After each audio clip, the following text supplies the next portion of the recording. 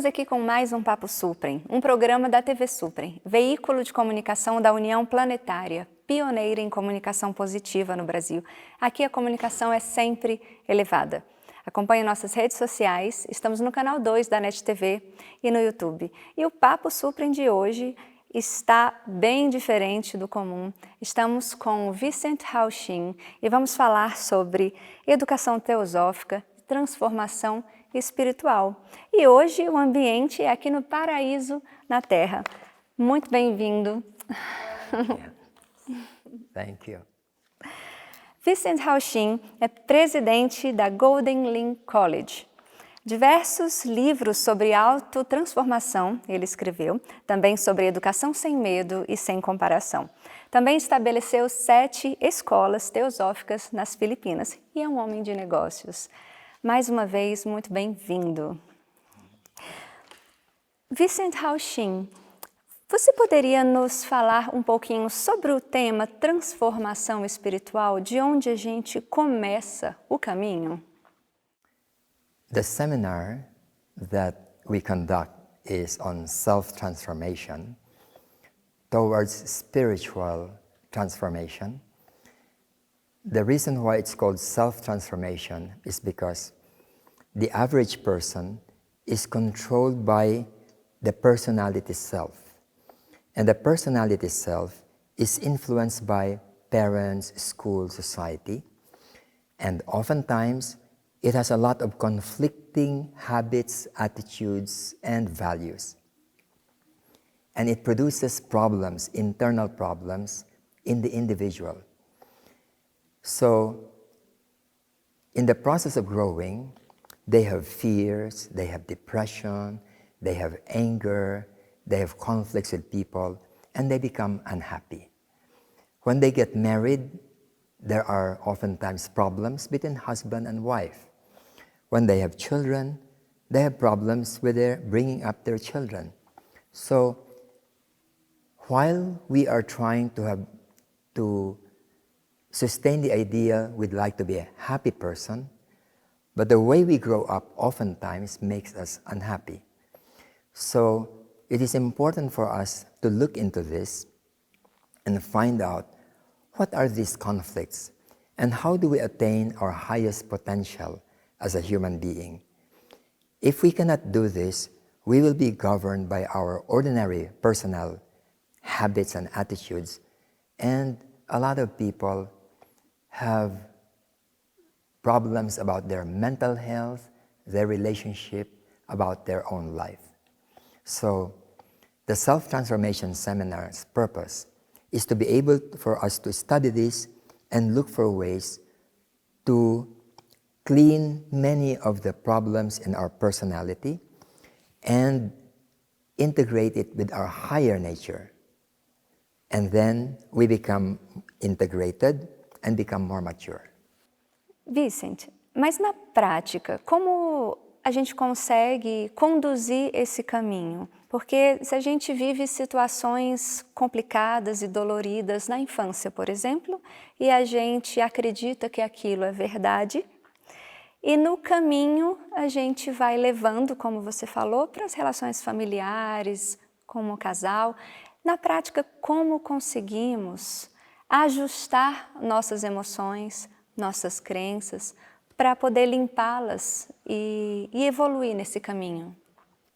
There are 3 facets of our life that influence the way we live. The first one is our understanding of life and the world. And oftentimes, this map of reality given to us by our parents and society are full of conflicts, and they contradict each other. For example, we are told that one of the purposes of life is to be happy. But a child grows up with a lot of unhappy inputs, which contradicts this ideal of happiness.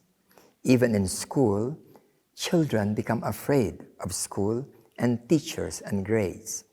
So we have to review this map of reality. We have to understand ourselves also, about our emotions, our mind, and the purpose of life. So this one. The second aspect is that we must be clear about our values. Our life is determined by what values we adopt. If we adopt the wrong values, we go in the wrong direction. So a person must review the values, the core values, social values, and personal values. The third part is personal self-mastery. If we know where we are going, can we do it? Many people have difficulty doing this. For example, I'd like to be loving because love is supposed to be the most beautiful thing in the world. I'd like to be loving, but if I'm full of anger, it's very hard for me to love. Because if I'm angry at a person, what do I want to do with the person? I want to hurt the person. But I say I love the person. Why do I want to hurt? Because of anger. Anger is an energy that comes out, and when it comes out, it tends to hurt. It is aggressive, and it is the opposite of love. And therefore, if we want to be a loving person, we must try to look into our anger and let it diminish so that we can relate with people in a loving way. Another example, we want inner peace and happiness. And yet, when a person has a lot of fears, afraid, he cannot have inner peace. There will be anxieties, worries, cannot sleep in the evening. And so there's always the feeling that there's something which may happen. And so we must be able to deal with this. A lot of people have capabilities, talents, and potential. They can reach very high, but they are stopped in the middle because of fear. Fear of criticism, fear of what people will say, fear of making mistakes.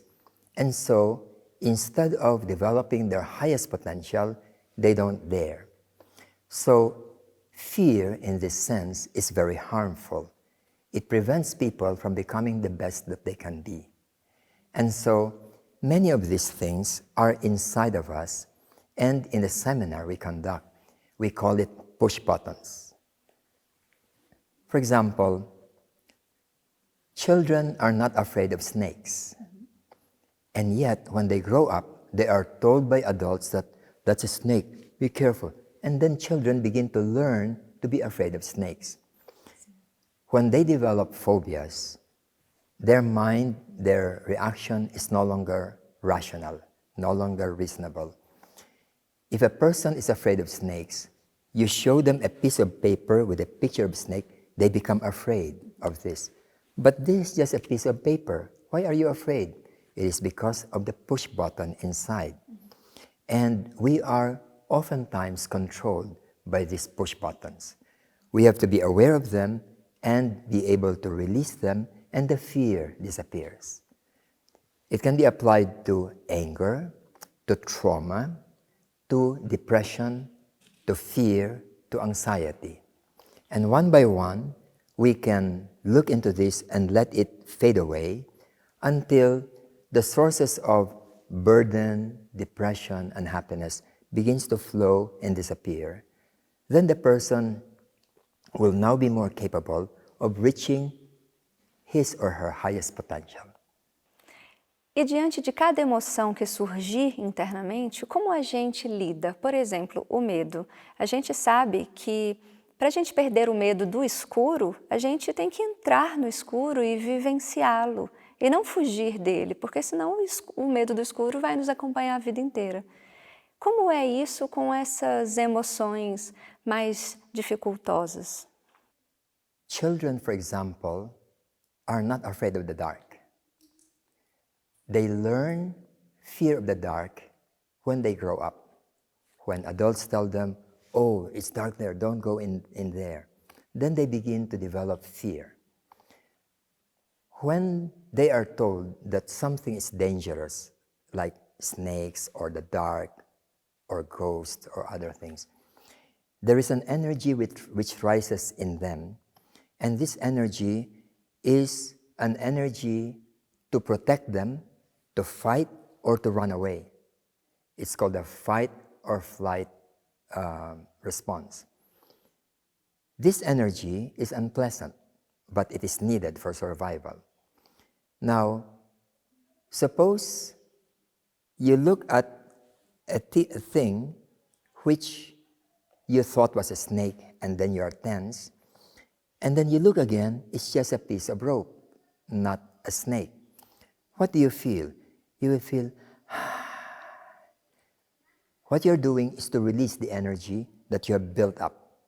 And when you release it, you will not have fear of snakes or phobia of snake. But if I do not release this tension, then later when you say, oh, there's a snake there, this tension will act up and I will feel fear. So we call this a push button. And so long as the push button is there, you will feel fear when you hear about snake, when you see a picture of snake, when you see a piece of rope, because it pushes your button. So how do we remove this? Through awareness. When you're afraid, what do you feel? You feel it here, here, you feel it in your hands, maybe legs, it's shaking. Be aware of it, and then do deep breathing, and then you begin to feel that the fear here will begin to spread and flow into the hands and legs until it's gone. And when you don't feel anything in your body, you are not afraid. Even if there's a snake, even if there's danger. What we call fear is the reaction in our physical body about this tension energy that is very unpleasant. So when you're able to remove this, the fear disappears. There are many people who are afraid of snakes, maybe for 30 years, 40 years, 50 years. And when they see the snake, immediately they react. Then when they attend the seminar, we teach them, okay, think of a snake, and then they will have a reaction. Just thinking, they will have a reaction. And then we ask them, where do you feel it? They will say, I feel it here on my chest. My hands are shaking. Then we tell them, okay, breathe in and feel the unpleasant things. And when you breathe out, feel your arms and legs. Do it several times, and then this tension begins to flow. And when it flows, no more fear. Then we repeat it until you show the person a picture of snake, no more reaction. And if there's a real snake, they can go and touch it, put it in the neck, and smile. The fear is gone permanently. So that's one way of dealing with our emotional problems.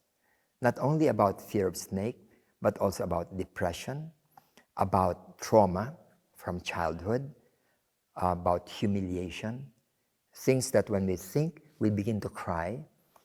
We can deal with them and let them go. We still remember them, but they are no longer bothering us.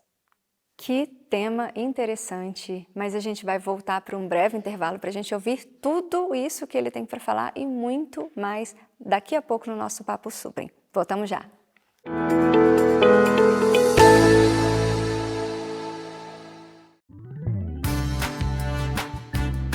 Venha com a gente! Vamos fazer um mundo melhor!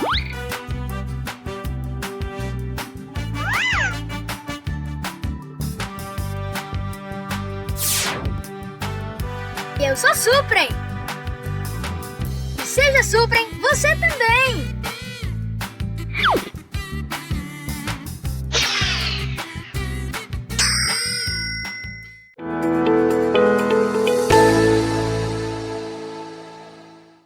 Estamos de volta com o nosso segundo bloco do Papo Supren e hoje entrevistando Vicente, Estamos falando sobre educação teosófica e transformação espiritual. Vicente, a gente estava falando anteriormente dos medos. E como é que a gente consegue traduzir tudo isso com a raiva? Diante de uma situação que a gente fica com raiva, será que a gente consegue também sentir essa emoção dentro de nós, mesmo com aquilo fervilhando? Anger is a strong energy that would like to come out, and it's very aggressive. When it's there, you will feel it in the hands, and the energy is there, and you want to hit people. When you feel it in your head and you want to speak, you speak very hurtful words, words that will hurt your husband, wife, or children, or friend. So how do we deal with this? Again, through awareness. Suppose somebody told me something that hurt me or insulted me, and I'm now angry.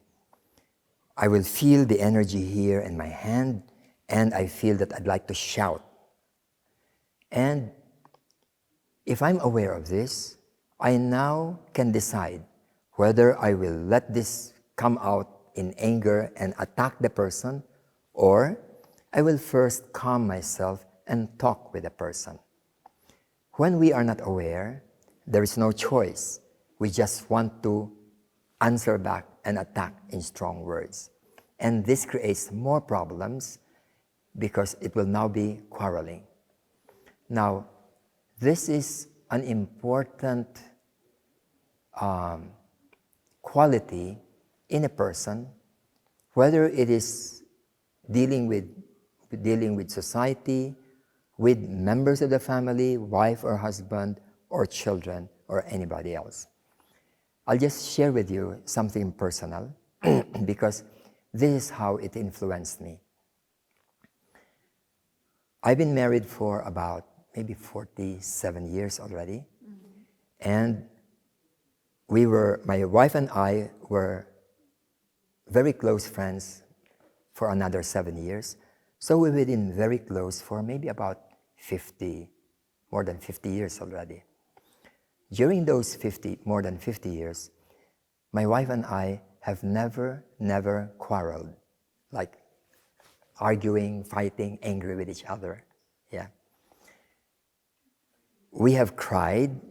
Yeah. We have been hurt. We have not talked, but never quarreled. And the difference is the absence of anger. Whenever we are angry, we want to attack. Yes.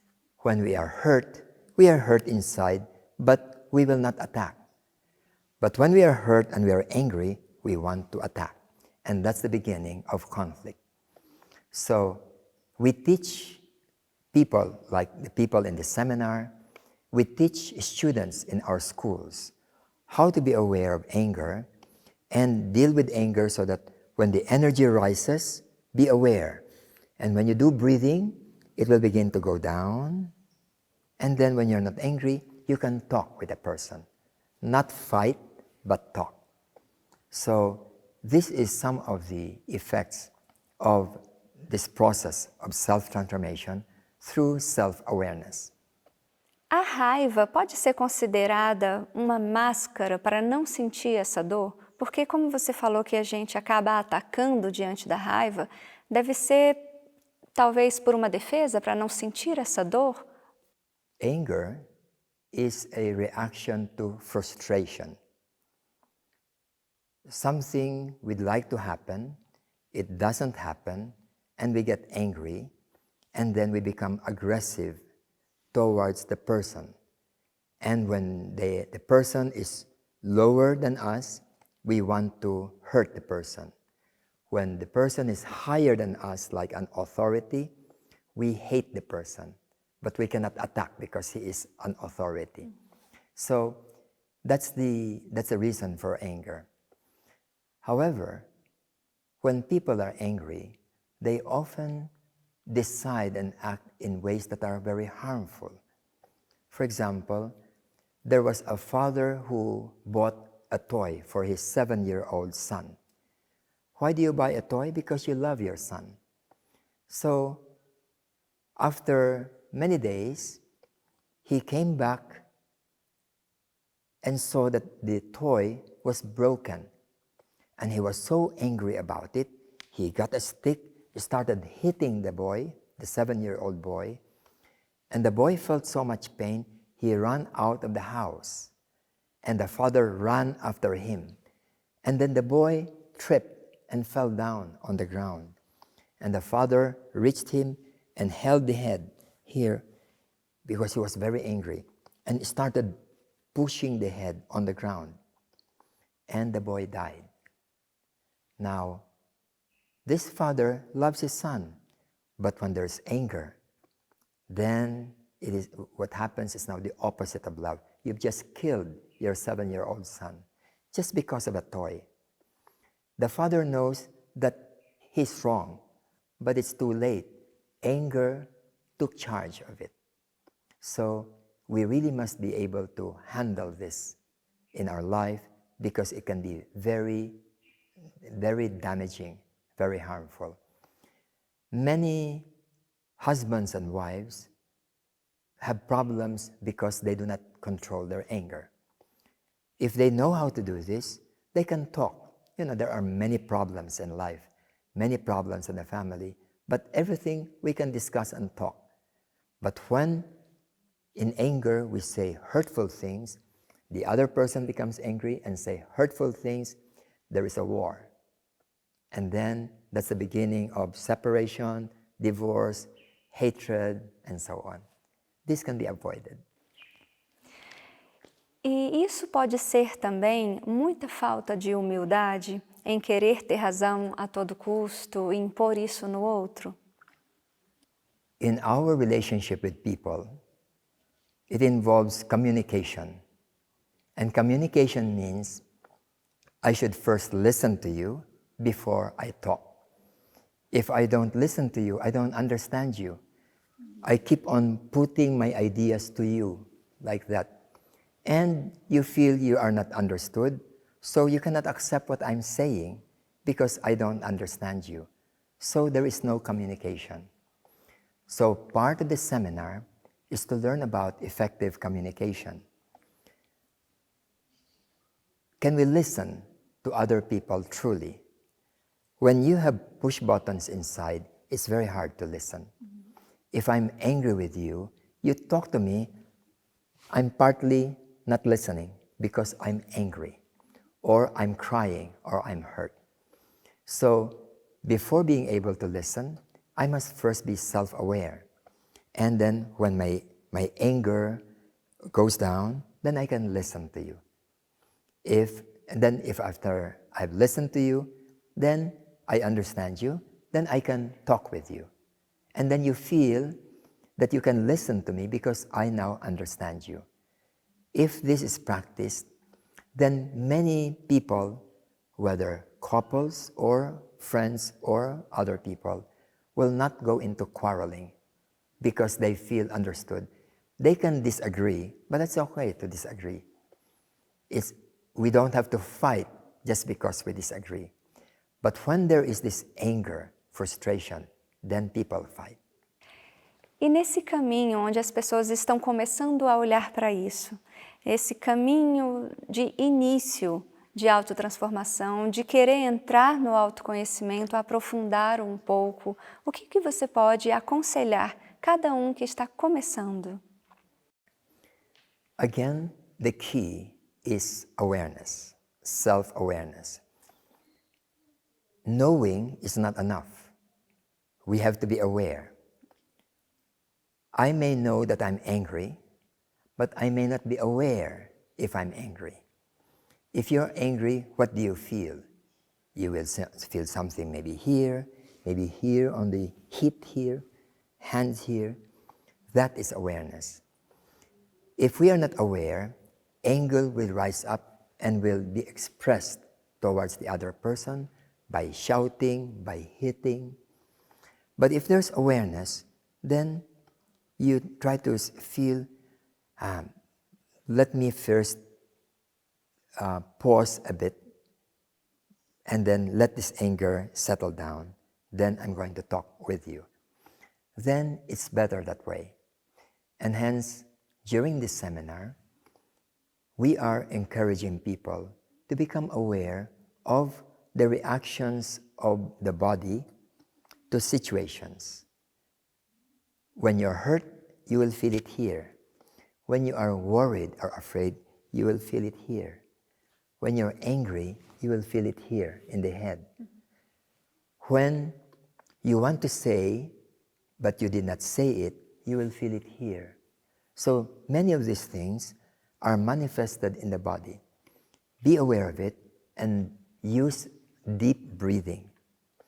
Breathe in and feel here or here, and breathe out and feel your hands and feet. And then this anger energy will begin to flow and disappear. Then you are not angry anymore, or you are not afraid anymore. And then you are now ready to talk, discuss rationally, rather than argue and fight. Fantástico. Agora, Vicente, sobre todo esse processo de aprendizado, você ajudou, estabeleceu 7 escolas teosóficas. Desde criança, elas começam a aprender esse caminho nas escolas? We teach these things in various stages in our schools. For high school and college level, we explain to them the principles, the theory, and we do it systematically. For young children, it's different. Because young children have little push buttons yet, so we guide them so that they will not develop fear, they will not develop habit of destructiveness. They will be respectful of other people. They will also be cheerful and positive, friendly, honest. So they grow up like this.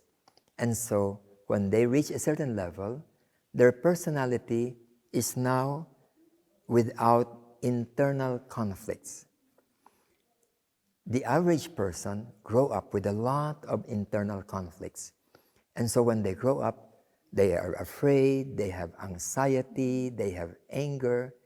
So now we use what we call processing, the breathing and awareness, to teach them how to let it go and then remove these things. So we teach these things in our school depending on the level of their education. Essa é a importância do autoconhecimento. Todo mundo deve realmente ingressar nesse caminho. Vicente, estamos infelizmente terminando o nosso Papo Supren. Você pode dar uma mensagenzinha de inspiração de coração para coração? When we are young, we have ideals. We think of an ideal life, a happy world, good people, honest people. That's our ideal. But the actual in reality is very different. When we enter into the world, people are not kind, people lie, they are not honest with us, they can be aggressive, they can even harm you or destroy you.